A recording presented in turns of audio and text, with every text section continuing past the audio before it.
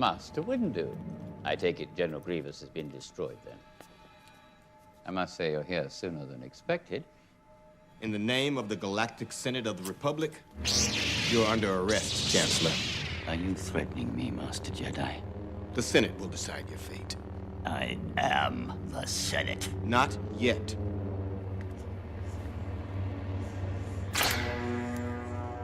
It's treason.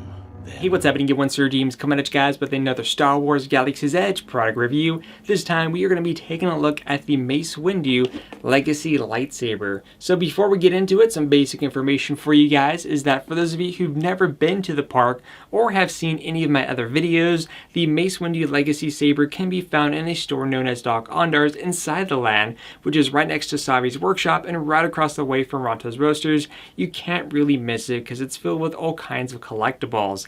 Now, the price of the saber used to be $110, but unfortunately this saber, among many others, did get a price increase, and there's nothing extra that you get with it, keep in mind. So now this is going to set you back at $130 instead. If you wish to purchase a blade, there are two options at Doc Ondar's. There is the 26-inch option for $45, or there is the 36-inch one for $50.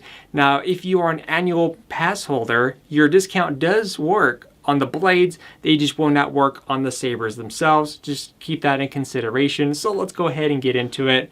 Again, here is the box with the symbol on the front here. And again, the box is straightforward. And as I've always mentioned, is that the box will look great with a little bit of weathering work. Now, opening it up, of course, you'll be presented with the Legacy Saber hilts. Let's go ahead and set this here. Now, I've already took the liberty of removing the stickers so that way you guys could see it in more detail. So let's go ahead and showcase it here. Now, one thing I do like about the Mace Windu saber here is that it's pretty unique, like a lot different compared to some of the other common sabers that we've seen, especially with the color scheme of the chrome and gold going on here. And if you take a closer look at the grip here, some nice added detail there. Now the on and off switch is actually going to be located right here. Nice and hidden. And as for the hookup, this does utilize a CoverTech system. And of course the battery compartment here. I've actually have yet to open this because there was a couple sabers where I had mentioned batteries, but I guess I was wrong on that information because I was used to all the sabers being AAAs. This one, yep, is AAA batteries. So there you guys go. Put that in there and you just screw in the bottom. And that is about it. Now, going over before we put the blade in, of course, is in terms of weights. Now, I'm actually happy to report that this is not one of the lighter lightsabers, if you know what I mean. Because I did mention that when I was reviewing the Obi-Wan lightsaber along with the Luke Skywalker Return of the Jedi, I mentioned that those sabers were pretty lightweight. But here, you actually have a good heft to it, and I like that feeling. I like it when the sabers have a heftiness to it, because you know they weren't seen as to be light weapons. I mean, in fact, one of the episodes in Star Wars: The Clone Wars where Anakin was giving Padme his lightsaber, she was like, "Wow, this is actually heavy." So I kind of like that feeling. But overall, it does feel really comfortable in the hands. Just one things I want to go ahead and point out, because this is going to be one of those type of sabers that you more likely want to display rather than handle. And the reason for that is because of the finishing, especially with the chrome and gold, is that this is going to leave a lot of fingerprints. Because already, well, I'm not sure if it's going to tell on camera, but there's like a few smudges and whatnot, so I'm going to have to get a microfiber cloth to clean that off. But again, it does have pretty good weight. It feels good in the hands. The black portions down here is indeed rubber. And of course, the same thing right here is rubber. Everything else is metal, even the switch.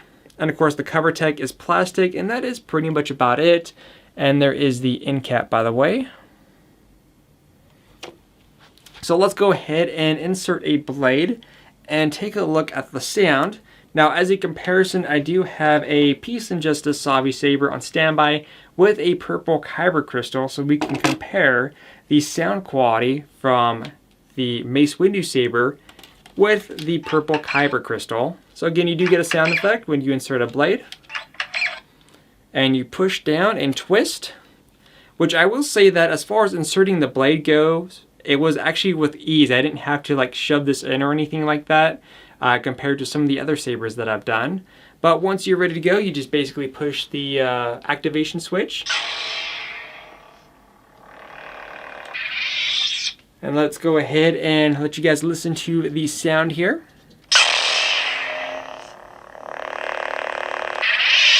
I'm going to go ahead and do that at least 2 more times before I bring over the Savi's Workshop Saber. So here we go at 1. And let's go ahead and do 1 more.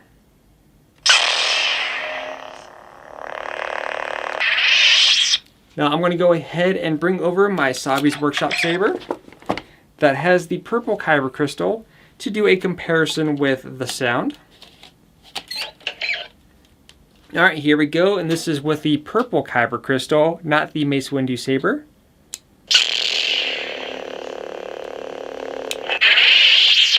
Now let's go ahead and do that once more.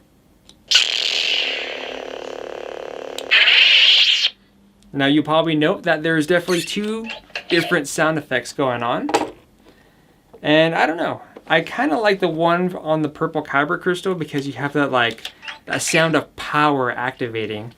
But like I said, for the blade here, just slides right in. Alright, so let's go ahead and turn this one back on. As far as motion capture, as you can see, the sound is very delayed. So yeah, it's not as on point as like some of the higher end sabers that you find from other companies. Heck, actually what's surprising, I thought I'd kind of give you guys a little fun fact here, is that the toy sabers they have in Dark Ondars, I don't know how much they are, I think they're like 30, 40 bucks. Those actually capture sound movement better than the more expensive sabers. I'm not kidding. I'm going to have to buy one of the toy ones just so you guys can hear for yourselves. But again, you definitely don't. Yeah, it's definitely not capturing sound very good. I mean, as far as the sound from the blade, cool, but just motion, yeah, not so much. Now, with it in here, go ahead and turn this off for a moment. As far as any wiggling, you know, it's very minimal wiggle. But then, because the one thing you have to keep in mind is that apparently by default, the saber hilts, even the one from Savi's Workshop, there's a reason why they have that wobble. So that way it's, I forget the exact reason, but it has to do with like the force impact. So basically with the saber blades being wobbly, you're not having all that force feedback into the hilt. So thus the blade is able to absorb most of the impact, thus keeping the core intact from harm. But anyways, as far as the saber goes, I do like how it looks. It's nice and shiny, and this is going to be like one of those things where I would mostly display it rather than ever play with it, especially because it doesn't have that sound capture very well. But overall, I think this is a nice saber. Just again, I'm very disappointed the fact that this got a $20 price increase.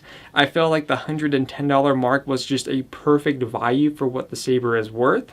But anyways, you guys can let me know in the comment section down below what you think. Until then, I am SirJames, and then tomorrow's video, we will be taking a look at the Darth Vader lightsaber. Until then, I'll see you guys on the next video.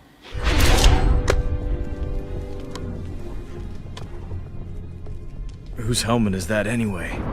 It belongs to a bounty hunter I killed on Geonosis by the name of Jango Fett. You mean the clone template? Yes. Strangely enough, he had a son. Or at least a clone he regarded as a son. His name is Boba Fett. I remember now. Obi-Wan listed him in his report on Kamino. Boba was on Geonosis when his father died. He watched as I killed him. That would complicate things. Indeed.